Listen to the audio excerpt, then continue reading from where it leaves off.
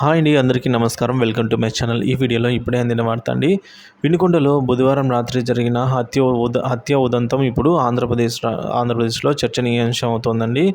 So ఏ ఇద్దరిని కలిసినా కూడా ఇదే చర్చ నడుస్తోంది.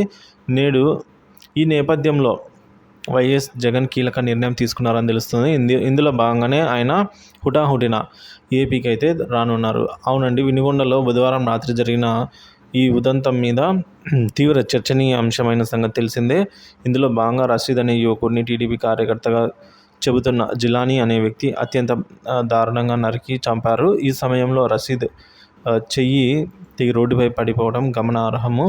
ఈ ఘటనపై తొలుత జగన్ ట్విట్టర్ వేదికగా స్పందించారు. ఇందులో భాగంగా రాష్ట్రంలో రాక్షస పాలన కొనసాగుతుందని, లా అండ్ ఆర్డర్ అనేది ఎక్కడా కనిపించడమే లేదని, ప్రజల ప్రాణాలకు రక్షణ లేకుండా పోయిందని, వైఎస్ఆర్సీపీని అణగదొక్కాలనుకున్న కోణంలోనే ఈ దారుణాలకు పాల్పడుతున్నారని ఆవేదన వ్యక్తం చేశారండి జగన్ గారు. ఇదే క్రమంలో అధికారం అనేది శాశ్వతం కాదని, హింసాత్మక విధానాలు వీడాలని చంద్రబాబును గట్టిగా హెచ్చరిస్తున్నట్టు జగన్ అన్నారు.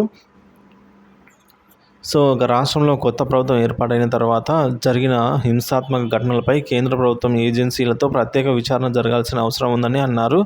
ఈ సందర్భంగా కార్యకర్తలు అధైర్యపడవద్దని, కార్యకర్తలందరికీ అండగా ఉంటారని అయితే భరోసా ఇచ్చారండి జగన్. ఇదే సమయంలో వినుకొండలోని టీడీపీ కార్యకర్త చేతిలో హత్యకు గురైన రషీద్ కుటుంబానికి తన ప్రగాఢ సంతాపాన్ని తెలియజేస్తున్నట్లు ప్రకటించారు జగన్.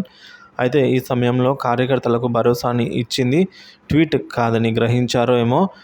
ఉన్నపలంగా బెంగళూరు పర్యటన రద్దు చేసుకొని ఏపీకి బయలుదేరుతున్నారండి జగన్ గారు. ఈ మేరకు దీనికి సంబంధించిన పూర్తి షెడ్యూల్ను అధికారులు తాజాగా విడుదల చేశారు. ఇందులో భాగంగా మధ్యాహ్నం 1:15 యలహంక నివాసం నుంచి బెంగళూరు విమానాశ్రయానికి అయితే జగన్ చేరుకుంటారు. అనంతరం 3:45 ప్రత్యేక విమానంలో గన్నవరం ఎయిర్పోర్టుకు చేరుకొని 4 గంటలకు తాడేపల్లి నివాసానికి చేరుకుంటారు.